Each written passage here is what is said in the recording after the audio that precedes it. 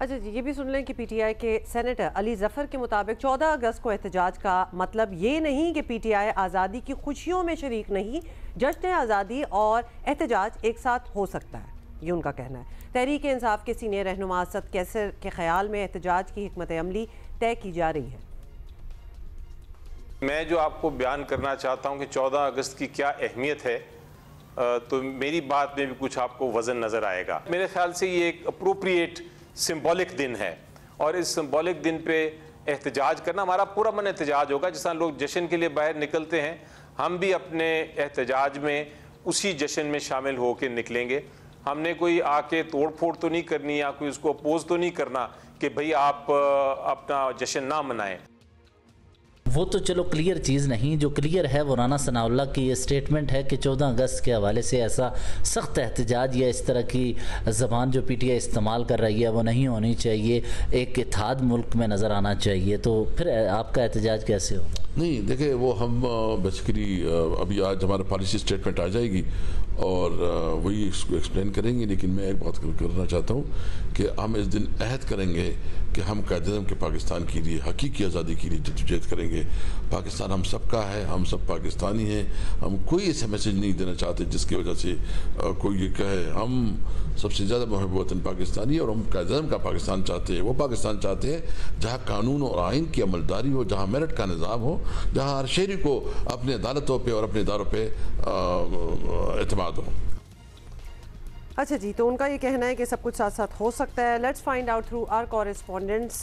पेशावर से होंगे हमारे साथ अबू बकर और इस्लामाबाद से हमें ज्वाइन किया हैदर शराजी ने। हैदर शराजी, सबसे पहले तो बताएं कि आपकी जो असद कैसर साहब से बात हुई, क्या आपको सेंस थी, एहतजाज का क्या तरीक़ेकार डिसाइड हुआ है, क्या करना है उन्होंने, व्हाट आर द प्लान्स, और अभी तक 2 दिन रह गए, अभी तक प्लान्स सामने क्यों नहीं आए? देखें, ये एहतजाज जो है ये पीटीआई या अपोजिशन इत्तेहाद की तहरीक का एक हिस्सा है। जिस तरह 5 अगस्त को हुआ और आगे भी इस तरह के एहतजाज होते रहेंगे। और महमूद खान अचकज़ई ने गुज़िश्ता रोज़ पार्लियामेंट हाउस में गुफ्तगू करते हुए कहा था कि हम अपने वर्कर्स को किसी भी मैदान में नहीं छोड़ सकते जहां पर उन पर क्रैकडाउन हो या उन के जान जाने का खदशा हो। तो लिहाजा हमें सियासी तौर पर आगे बढ़ना चाहिए।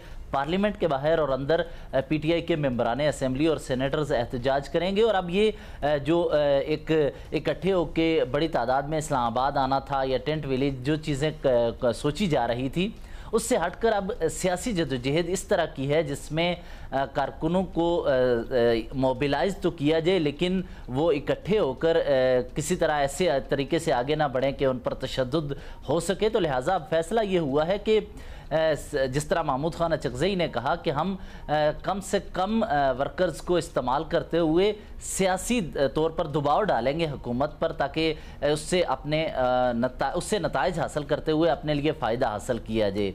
ये तो पीटीआई की अपोजिशन इत्तेहाद की तहरीक का मामला है। लेकिन इससे ज़्यादा पीटीआई अब 14 अगस्त के साथ पार्लिमानी मामलात पर भी नज़र रखे हुए है, क्योंकि पीटीआई की पार्लिमानी हैसियत पर भी सवाल उठ रहे थे। लेकिन अब सुन्नी इत्तेहाद कौंसिल के हवाले से भी, क्योंकि अपोजिशन लीडर कौमी असम्बली, अपोजिशन लीडर सेनेट मौजूद नहीं है, तो सुन्नी इत्तेहाद कौंसिल के सरबराह जो साहबजादा हामिद रज़ा हैं वो भी नाअहल हो चुके हैं। तो अब अपोजिशन लीडर के हवाले से क्या होगा? तो पीटीआई इस वक्त एहतजाज के साथ साथ पार्लिमानी निज़ाम के अंदर खुद को रखने का सोच रही है। बका भी उनकी एक चैलेंज बनी हुई है उनके लिए, ज़ाहिर नाअहलियाँ भी हो रही हैं। और बाई इलेक्शन के हवाले से क्या फ़ैसला हुआ, मतलब कोई हतमी राय अब हमारे साथ तो यही शेयर की गई है कि शायद ना पार्टिसिपेट करें, लेकिन उस बारे में भी क्या अभी तक डिस्कशन चल रही है, हम हैदर आपसे जानेंगे। लेकिन पेशावर में क्या 14 अगस्त को एहतजाज होगा? पेशावर से काफ़िले क्या इस्लामाबाद की तरफ भी आएंगे या बस अपने अपने इलाकों तक ये एहतजाज महदूद रहेगा? ये अबू बकर हमें बताएंगे। जी अबू बकर।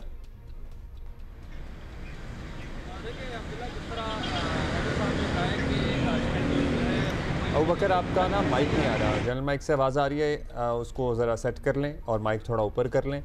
सो मीनवाइल हम हैदर के पास चलते हैं, while we fix your mike. By election के हवाले से क्या अब हतमी फैसला है? देखिए, बाई इलेक्शन के हवाले से तकसीम राय है।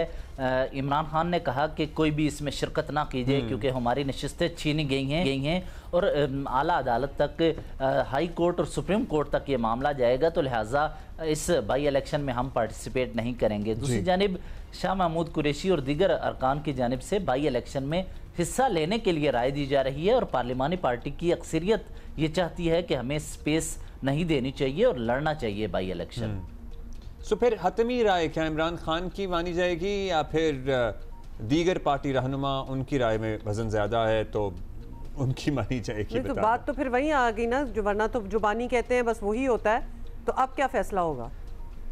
देखिए, अब राय बदल रही है। बानी पीटीआई की अगर बात कीजिए तो उन्होंने इस मरतबा उनकी ट्वीट पढ़ी जाए तो आपको एक कौमी डायलॉग की बात नज़र आ रही है। यानी इस हवाले से ये बड़ा दिलचस्प है कि उनकी सोच बदल रही है। वो पहले चाहते थे कि सिर्फ मिलिट्री एस्टेब्लिशमेंट से रब्ता किया जाए, लेकिन अब वो ये कौमी सतह पर एक डायलॉग की बात कर रहे हैं, जिसका जिक्र उन्होंने महमूद खान अचकज़ई के साथ भी किया और उन्हें कहा कि आप ये मुज़ाकरात का सिलसिला आगे बढ़ाएं। इसका मतलब है कि पार्टी के अंदर बहुत सारी चीज़ों में तब्दीली भी नजर आ रही है। अपनी पार्टी के असीर रहनुमाओं का खत भी सामने आया था जिसमें ज़ाहिर शाह महमूद भी शामिल थे। वो इससे पहले उस खत में ही कौमी डायलॉग पर इसरार कर चुके थे या इसकी ज़रूरत पर जोर के थे। तो क्या समझें, अल्टीमेटली नज़रिया तब्दील हो रहा है, लेकिन एट द सेम टाइम इससे पहले भी कई मरतबा बातें की गई हैं और फिर अगले हफ्ते ऐसी ट्वीट आती है जिससे अगर कोई सिलसिला बनता हुआ नज़र भी आ रहा हो मुज़ाकरात का तो वो सबोताज हो जाता है। देखिए, अब पीटीआई के बानी चेयरमैन को ये समझ आ रही है कि उनकी स्पेस दिन ब दिन कम होती जा रही है और अब जिस वक्त अपोजिशन लीडर का मामला सामने आ गया है तो अब अपोजिशन लीडर के मामले पर भी पीटीआई की मरकज़ी क़यादत को ये तशवीश है कि पार्लियामेंट में जो अक्सरियत अपोजिशन में जमात रखती है तो उसका अपोजिशन लीडर होना चाहिए। लेकिन दिलचस्प बात यह कि सुन्नी इत्तेहाद कौंसिल या पीटीआई की अददी हैसियत उस वक्त होगी जब पार्लियामेंट में उनके वजूद से मुतल्लिक मामलात क्लियर होंगे। जब ये चीज़ें पार्लिमानी लीडर्स के या रहनुमाओं के सामने आ रही हैं तो बानी पीटीआई के मौक़िफ़ को उन तक मुकम्मल मालूमात नहीं होती। तो लिहाजा हमें अब ये समझना होगा कि मुश्तरका जो फैसले हैं उन पर ज्यादा नजर रखी जाए। बानी पीटीआई के हवाले से जिस तरह हमने देखा कि हमारा कनेक्शन एस्टैब्लिश हो गया अबू बकर के साथ। अबू बकर बताइएगा, यही हम जानना चाह रहे हैं कि क्या इन्होंने सोचा है कि प्रोटेस्ट जो करना है 14 अगस्त को करना किस तरीके से, तरीके क्या है? देखिए जी, जाहिर सी बात है जिस तरह हैदर ने कहा कि स्ट्रेटजी जो है वो उनकी वही होगी जो इससे पहले एहतजाज में थी 5 अगस्त को जो उनका एहतजाज था, तो इस बार भी यही स्ट्रेटजी है। लेकिन कारकुन जो है वो कन्फ्यूजन का शिकार है और मकामी जो क़यादत है वो भी कन्फ्यूजन का शिकार है, क्योंकि क़यादत ने जो है ये ऐलान किया था कि हर नेक्स्ट जो एहतजाज होगा तो उसमें शिद्दत आएगी।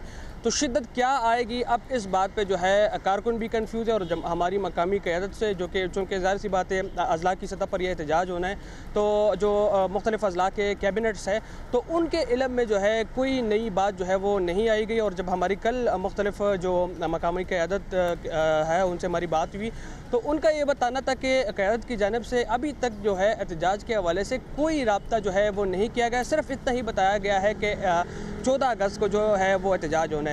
इस हवाले से जो है पार्टी में खैबर पख्तूनख्वा की सतह पर जो है इख्तिलाफात भी पाए जा रहे हैं और इससे कबल जो है जब 5 अगस्त का एहतजाज था तो उस एहतजाज पर जो है वो इख्तिलाफात खुलकर सामने आए थे और उससे वो जो है इस बात से इख्तिलाफात का अंदाज़ा लगाया जा सकता है क्योंकि अच्छा उसमें अल्टीमेटली यही होता है कि वज़ीर आला जो हैं वो खिताब नहीं करते, बात नहीं करते, एक पॉइंट से दूसरे पॉइंट पे आते हैं और अपनी गाड़ी में बैठ के चले जाते हैं। हमने पिछली दफ़ा विजुअल्स देखे थे, कारकुन उनकी गाड़ी के सामने मतलब कोशिश कर रहे थे कि उन्हें बाय फोर्स रोकें। ऑलमोस्ट लगता है कि उनकी इस हरकत से कंफ्यूजन और ज़्यादा क्रिएट होती है, तो होपफुली अब वो ये नहीं होगी।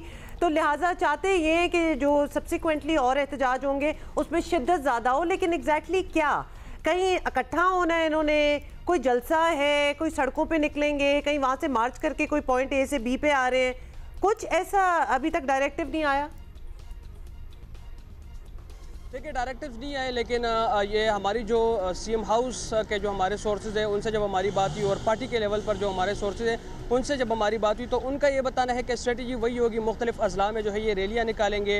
मर्दान की जो क़यादत है जिसको आतिफ खान लीड कर रहे हैं, वो जो है सवाबी इंटरचेंज जाएंगे, उनका काफ़िला इसी तरह चारसदा का काफ़िला भी उनके साथ होगा और साथ ही साथ जो दीगर जो करीबी अजला है मर्दान के, सवाबी, चारसदा और दीगर जो अजला है तो वो भी जो है चारसदा इंटरचेंज पर प्रोटेस्ट रिकॉर्ड करेंगे। इसी तरह नौशेरा का जो काफ़िला होगा वो खैराबाद के मकाम पर GT रोड पर जो है वो प्रोटेस्ट रिकॉर्ड करेगा, जबकि पेशावर का जो काफ़िला है तो वो जो है जो शेर अली अरबाब है जो कि पेशावर रीजन के सदर है, वो जो है वो इस बार अली अमीन गंडापुर लीड नहीं करेंगे पेशावर का काफ़िला। इस बार जो है चेंजेस जो इस बार आई है तो वो ये है कि यहाँ पर पेशावर रीजन के सदर शेर अली अरबाब जो है वो पेशावर का काफ़िला लीड करेंगे।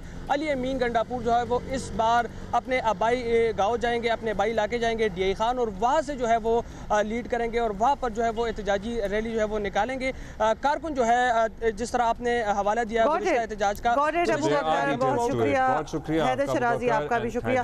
तो ये रैली निकालने वाला तो ऑलमोस्ट आपको पता ही 14 अगस्त पे बहुत सी रैलीज होती हैं, कोई कार रैली निकल रही है, कोई मोटर बाइक रैली, मतलब बहुत सी और एहतमाम भी होते हैं, तो उसमें इनका एहतजाज भी हो जाएगा शायद। 2 in 1 टाइप सिचुएशन लग रही है।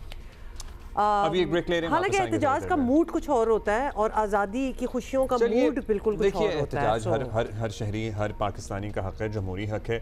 अगर वो तो एक मौका होता है, एक मुनासबत होती है, मतलब हम मार्का हक के बाद एक 14 अगस्त मना रहे हैं, तो आपने जो करना है 15 को कर लें। मतलब अगर वो एहतजाज के साथ साथ आज़ादी का जश्न भी मनाएं, जंग में जीत का जश्न भी मनाएं और थोड़ा बहुत एहतजाज भी हो जाए, कर लें।